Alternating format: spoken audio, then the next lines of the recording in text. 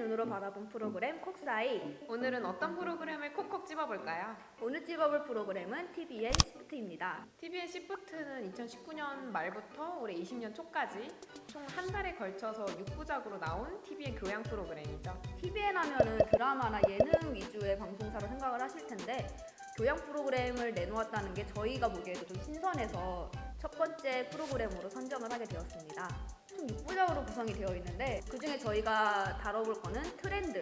맞아요. 트렌드 로드라고 해서 트렌드 코리아라는 책의 저자이기도 하신 김남도 교수님이 직접 뉴욕과 상하이에 있는 밀레니얼 세대들을 만나서 얘기를 하고 그 도시의 모습도 보여주고 왜 뉴욕과 상하이냐? 왜죠? 그곳이 이제 세계 각국 중에서도 트렌드의 중심이 되는 곳이라고 할 수 있다라고 하더라고요. 저희가 또 밀레니얼 세대잖아요. 그렇죠. 저희가 밀레니얼 세대의 아주 맨 끝 여기에 있죠. 스펙트럼이 이렇게 있으면 저희 여기에 있습니다. 한국의 밀레니얼 세대로서 뉴욕과 상하이의 밀레니얼 세대가 어떤 같은 점이 있고 어떤 다른 점이 있는지를 주로 저희 콕스만의 관점으로 이야기를 해드리려고 합니다. 그 중에서 먼저 다른 점에 대해 한번 이야기를 해보려고 하는데요. 첫 번째로 저희가 한국의 밀레니얼 세대와 다르다고 생각한 특징이 바로 파이어 운동이라는 키워드인데 파이어 운동이 무슨 뜻이죠 일단? Financial Independence Retire Early. 밀레니얼 세대가 빠르게 돈을 모아서 지금 현재 기성세대보다 좀 빠른 은퇴를 꿈꾸는 건데 정말 빠르면 20대 후반에도 은퇴를 하시는 분들이 있고 그리고 늦어도 40대에는 은퇴를 하자는 그런 움직임이라고 볼 수 있습니다. 그러기 위해서는 좀 극단적으로 돈을 모아야 하는 거잖아요. 맞아요. 진짜 젊었을 때 바짝 일해서 나중에 노후도 아니죠. 어떻게 보면은 그쵸. 남은 인생을 약간 편하게 하고 싶은 거 하면서 살자 이런 취지인 것 같아요. TVN 시프트에 나왔던 출연자분을 한 명 소개를 해드리자면은 35세 은퇴를 꿈꾸는 분이 있더라고요. 35세 은퇴까지 100만 달러, 우리나라 돈으로 12억 저축이 목표래요. 식당을 창업하셨고 블로그를 운영하면서 광고료를 버시고 부동산 투자도 같이 하시면서 평소 생활은 미니멀리즘. 진짜 다양한 게 합쳐졌네요. 이분 말로는 이제 블로그 운영 같은 걸 하고 계시면은 이제 자면서도 돈을 버는 게 된다. 맞아요. 근데 그건 진짜 좀 되게 솔깃. 자면서 벌고 싶어요.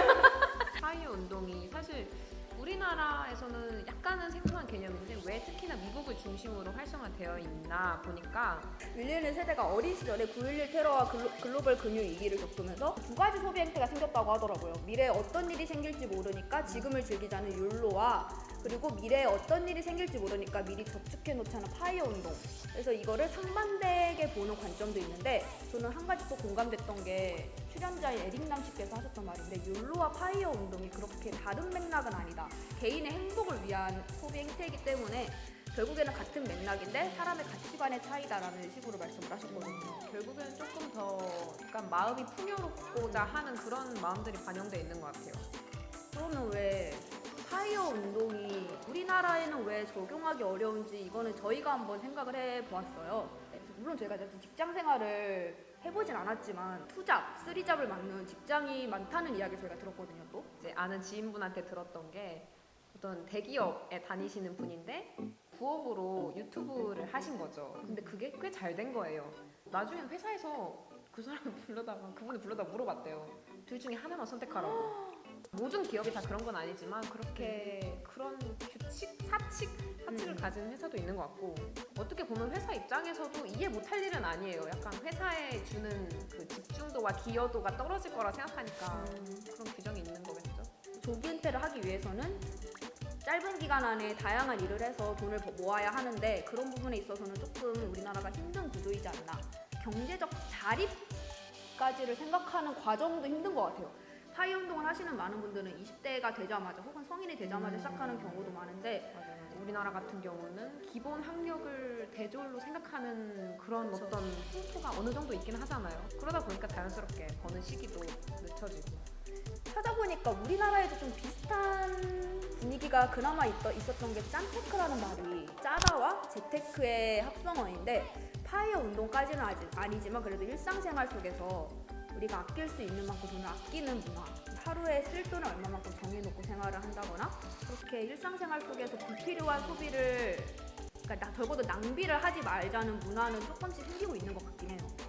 저희가 이제 파이어 운동을 얘기를 하고 있었는데 어떻게 보면 노후 대비와도 연관이 있을 것 같은데 버티 씨의 인생에 적용을 해본다면 파이어 운동 어떤 관점으로 보시고 혹시 노후 대비에 대한 지금 대책이 있으신지? 100% 좋아하는 일이라면 늙어서까지 해도 참 좋을 것 같긴 한데 어떻게 보면 일 말고도 세상에 즐거운 게 참 많잖아요. 그런 것들을 이제 노후에 천천히 즐겨보면서 이것도 하고 저것도 하고 이러면 좋겠죠. 여력만 된다면 하겠다. 수키 씨는? 근데 어떠신가요? 제 생각은 좀 그래요. 저는 사실 사람이 또 나이에 따라 누릴 수 있는 즐거움이 다르다고 생각을 하거든요. 다르죠. 근데 파이어 운동은 지금 당장의 행복은 조금 접어두고 40대, 50대의 행복만을 위해 달려가야 하는 운동인 것 같아서 저라면 물론 일상생활에서 불필요한 낭비를 막는 것까지는 저도 너무 좋은 생각이라고 생각을 하지만 또 극단적인 운동, 파이어 운동 전개는 제 가치관에는 조금 맞지 않는 것 같아요. 친구들과 가끔씩 만나서 술도 먹고 캠퍼스 생활도 하고 20대 여행은 또 다르잖아요. 40대 여행과 맞아요. 그런 걸 즐기고 싶은 마음이 저는 있어서 파이어 운동에 대한 비판점에 대한 기사도 몇 개 저희가 찾아볼 수 있었는데 그러니까 파이어 운동은 어떻게 보면 자신의 남은 여생을 내가 어느 정도까지 살겠지 생각해놓고 그러려면 얼마를 벌어야겠다 이런 운동 전개인데 생각보다 밀레니얼 세대는 오래 살 수도 있다는 거죠. 그보다 더 살 수도 있기 때문에 이제 그 이유는 어떡할 거냐. 네, 그리고 물론 편안하게 정말 행복하게 살면 좋겠지만 사고라는 거는 저희가 예측을 할 수 없는 부분이잖아요. 정말 예상치 못한 지출이 발생할 수 있는 거고 그런 점에서 생각을 해봤을 때 좀 오히려 위험할 수도 있다 파이어 운동이. 사람 일은 모른다. 그쵸? 아니 물론 아무 일도 없다면 너무 좋은 거겠지만 또 사람 일은 모른다. 제가 계속해서 TVN 시프트에 나온 밀레니얼 세대들과 우리와의 이제 다른 점에 대해 이야기를 해보고 있는데 파이어 운동에 이어서 한국의 밀레니얼 세대와의 다른 점이 바로 왕홍 경제. 중국에서 발생한 키워드인데 왕홍이라는 뜻을 읽어드리자면 왕러홍런. 우리나라 말로 하면은 인터넷상의 유명한 사람. 왕풍이라는 그 용어가 우리나라로 치면 인플루언서라는 개념과 거의 비슷하다고 보시면 될 것 같아요. 중국은 아무래도 우리가 흔히 사용하는 SNS에 접근하기가 힘들다 보니까 그죠? 유튜브, 네, 그쵸. 페이스북, 인스타. 또 다른 경제를 중국 내에서 이렇게 형성을 했다고 보면 될 텐데 이분들의 영향력이 과연 어느 정도길래 이런 용어까지 생기고 그래서 더불어서 경제라는 단어까지 붙었는지 저희가 조사를 해봤습니다. 2017년에 중국 왕홍들의 팔로워 총합이 약 4억 7천만 명이라고. 4억 7천만 명. 예. 또 저희가 찾은 자료 중 하나에서는 95허우라고 하면 1995년 이후 출생자인데 이 세대의 절반 이상인 54%가 왕홍이 되는 것을 꿈꾸고 있는 것으로 나타났다고 해요. 와우. 그러면 이제 그런 의문점을 가질 수 있을 것 같아요.